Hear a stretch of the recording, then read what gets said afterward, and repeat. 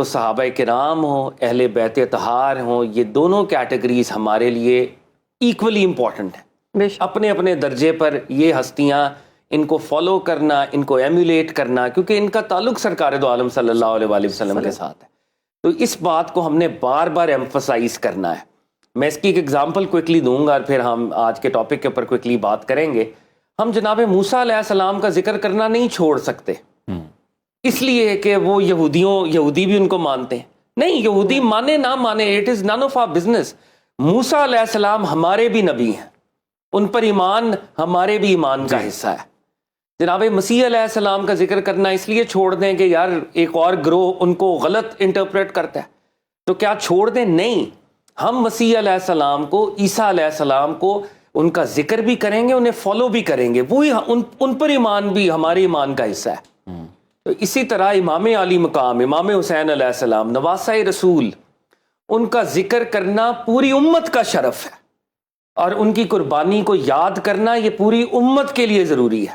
بے شک. تو سیکٹیرین آئیڈینٹی سے نکل کر ہم نے امام علی مقام کو اور اہل بیت کو سمجھنا ہے. اہل البیت کون ہے؟ بیت گھر کو کہتے ہیں. تو these are the people of the house. People of the house. یہ کس کا گھر ہے؟ یہ سرکار مدینہ صلی اللہ علیہ وآلہ وسلم کا، سرکار دو عالم صلی اللہ علیہ وآلہ وسلم کا گھر ہے. یعنی وہ لوگ جن کو رب العزت نے ازل میں چوز کیا کہ یہ لوگ نبی کی فیملی والے ہوں گے، اہل البیت. اس بات کی امپلیکیشنز کو ذرا انڈرسٹینڈ کریں. قرآن عظیم الشان کی بہت سی آیات ہیں جو اہل البیت کے کانسٹرکٹ کو ہمارے سامنے رکھتی ہیں. پیپل آف دا ہاؤس کی جو سینٹرالٹی ہے، ان کی جو پرومیننس ہے، وہ ہمارے سامنے آتی ہے. علماء حق ان آیات کو اکثر بیان کرتے رہتے ہیں. میں اسٹوڈنٹس کے لیے 2 آیات کوئکلی آپ کے سامنے رکھ رہا ہوں.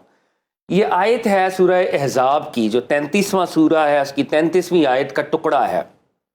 اللہ رب العزت فرماتے ہیں، آیت کا مفہوم ہے، اے نبی کے اہل بیت، اللہ تو یہی چاہتا ہے کہ آپ سے ہر طرح کی رجس کو دور کر دے، ناپاکی کو دور کر دے، اور آپ کو ایسے طاہر کر دے، آپ کو ایسے پاک کر دے جیسے پاک کرنے کا حق ہو. یہ آیت کا مفہوم میں نے آپ کے سامنے رکھ دیا. اب جب یہ آیت نازل ہوئی تو نبی علیہ الصلوۃ والسلام صاحب قرآن ہیں اور سب سے بڑے اور سب سے پہلے مفسر قرآن بھی ہیں. اب جو انٹرپریٹیشن آقا کریں گے وہ ہمارے لیے بائنڈنگ ہوگی، ہم اس سے سر 1 انچ بھی ادھر سے ادھر نہیں ہو سکتے. بالکل.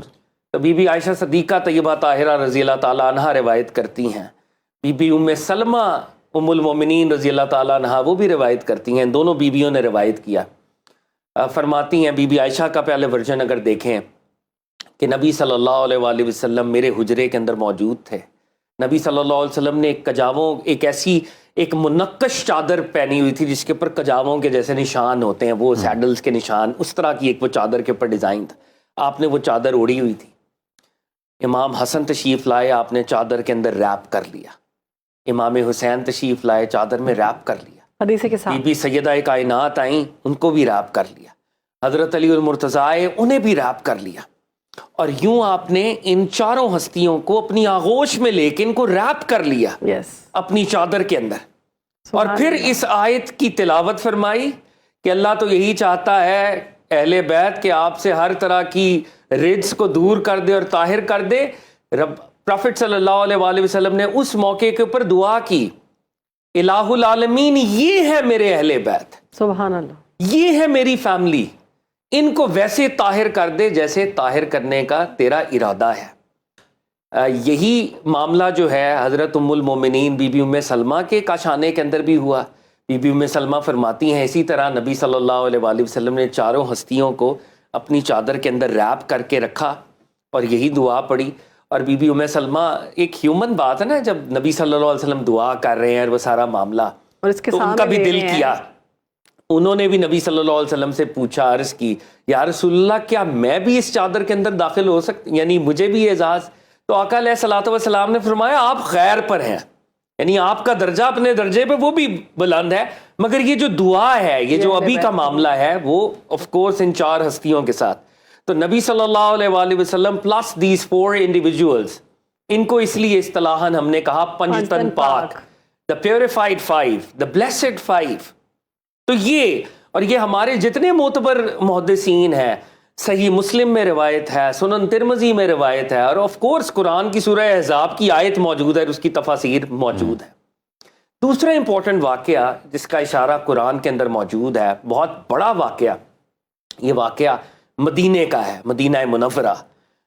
فتح مکہ ہو چکی ہے، اسلام کو غلبہ مل چکا ہے، اسلام کی ایکسپینشن ہو رہی ہے، اور مسلمان جو ہیں الحمدللہ وہ غلبے کی کیفیت میں ہیں۔ کرسچن ڈیلیگیشن آیا، نجران ایک علاقہ تھا، نجران کا کرسچن ڈیلیگیشن آیا، اور ان کا نبی صلی اللہ علیہ وآلہ وسلم کے ساتھ ایک ڈائیلاگ ہوا۔ اور جب بھی کرسچنز کے ساتھ ڈائیلاگ ہوگا تو سب سے امپورٹنٹ جو بات ہے وہ آف کورس وہ سٹیٹس آف جناب مسیح علیہ السلام ہے۔ ہمارے عقیدے میں جناب مسیح علیہ السلام اللہ کے بندے ہیں اور اللہ کے اولو العزم رسول ہے، اس میں کوئی شک نہیں ہے، ہمارا ایمان ہے۔ جی بے شک۔ اور ان کی جو برتھ ہے وہ امیکولیٹ برتھ ہے، عیسیٰ ابن مریم بغیر باپ کے اللہ کی قدرت اور اللہ کی عنایت سے پیدا ہوئے ہیں، یہ معجزے کا معاملہ ہے۔ تو ہمارے عقیدے میں نعوذ باللہ، کیونکہ اللہ احد ہے، وہ شان توحید رکھتا ہے، وہ ان رشتوں سے پاک ہے۔ تو جو کرسچن عقیدہ ہے کہ نعوذ باللہ ہی سن آف گاڈ، یہ ہمارا عقیدہ نہیں ہے۔ بالکل۔ اب جب اس پہ ڈائیلاگ ہو رہا تھا اور پروفٹ صلی اللہ علیہ وآلہ وسلم کو وحی کے ذریعے پروفٹ صلی اللہ علیہ وسلم کو یہ فرمایا گیا رب تعالیٰ کی طرف سے کہ اگر یہ جناب عیسیٰ کو اس طرح سے نعوذ باللہ خدا کا بیٹا قرار دیتے ہیں، پھر جناب آدم علیہ السلام کی تو والدہ بھی نہیں ہے، کہ نعوذ باللہ اگر اس طرح آرگیو کرنا ہے تو نعوذ باللہ پھر جناب آدم علیہ السلام تو زیادہ ڈیزرو کرتے ہیں کہ ان کو نعوذ باللہ اس طرح کہا جاتا ہے۔ تو اللہ ان چیزوں سے پاک ہے، مگر وہ ڈائیلاگ جو ہے وہ انکنکلوسیو ثابت ہوا، وہ ڈیبیٹ جو ہے انکنکلوسیو ثابت ہوئی۔ اس دور میں ہوتا یہ تھا کہ جب ڈائیلاگ انکنکلوسیو ہو جاتا تھا تو ایک ریچول تھی، اور اس ریچول کو کہتے تھے مباہلہ۔ صحیح۔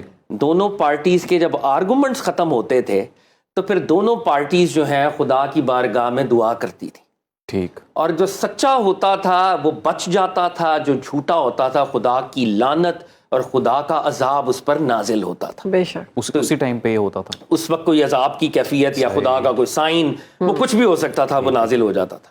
یعنی دونوں پارٹیز کے درمیان جب فزیکل ڈائیلاگ اگر انکنکلوسیو ہے تو جو دونوں پارٹیز ہیں وہ ایک اسپرچول ڈائیلاگ کرتی تھیں اور اپنے اپنے خدا کو پکارتی تھی۔ جو سچا ہوتا تھا اس کے حق میں کوئی سائن نازل ہوتا تھا، اور جو جھوٹا ہوتا تھا اس کی بربادی کا کوئی سائن نازل ہوتا تھا۔ اب سورہ آل عمران کی 61ویں آیت، اللہ رب العزت، میں اس کا مفہوم آپ کے سامنے رکھ رہا ہوں، پروفٹ صلی اللہ علیہ وسلم کو کہا کہ اگر یہ اب لوگ نہیں مان رہے تو انہیں کہیں کہ پھر یہ ہم سے مباہلہ کر لیں۔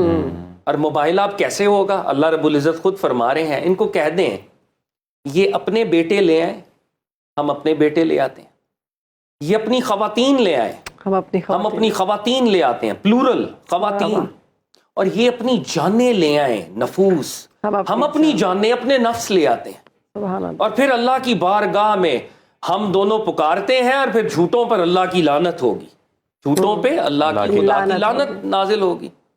اب یہ قرآن کی انسٹرکشن پروفٹ صلی اللہ علیہ وآلہ وسلم نے ریسیو کی۔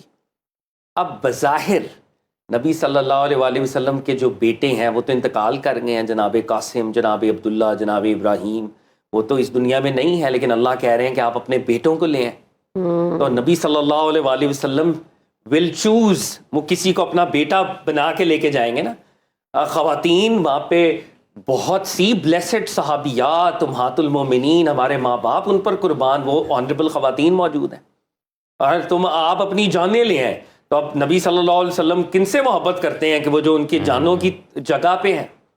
تو ہماری یہ معتبر ترین آپ مفسرین اٹھائیں، آپ علامہ جلال الدین سیوطی کی تفسیر در منصور اٹھائیں، تفسیر قرطبی اٹھائیں، میں کلاسیکل ایرا کے ٹاپ کے مفسرین کا حوالہ آپ کے سامنے رکھ رہا ہوں، تو وہ اس آیت کی تفسیر کرتے ہیں کہ نبی صلی اللہ علیہ وآلہ وسلم اس شان سے مباہلے کے لیے آئے کہ ایک انگلی تھامے جناب امام حسن تھے، سبحان اللہ، سبحان، آپ کی آغوش میں امام حسین تھے، تم اپنے بیٹے لے آؤ، ہم اپنے بیٹے لے آئیں گے، تم اپنی خواتین لے آؤ۔ سرکار مدینہ صلی اللہ علیہ وآلہ وسلم نے اس وقت بی بی سیدہ کائنات، مخدومہ کونین، بی بی فاطمہ الزہرا سلام اللہ علیہا کو چوز کیا، سبحان اللہ، اور وہ کل عالمین کی خواتین کو اس مباہلے میں ریپرزینٹ کر رہی تھی۔ بے شک۔ حالانکہ پلورل کا سیغہ ہے، لیکن آقا نے مناسب سمجھا کہ ان کو ساری خواتین کی ریپرزنٹیشن کے لیے لے کے گئے، اور تم اپنے نفس لے آؤ، اپنی جانیں لے آؤ. اب اپنی جانیں لے آتے ہیں تو پیچھے حضرت علی المرتضیٰ پروفٹ صلی اللہ علیہ وآلہ وسلم کے ساتھ.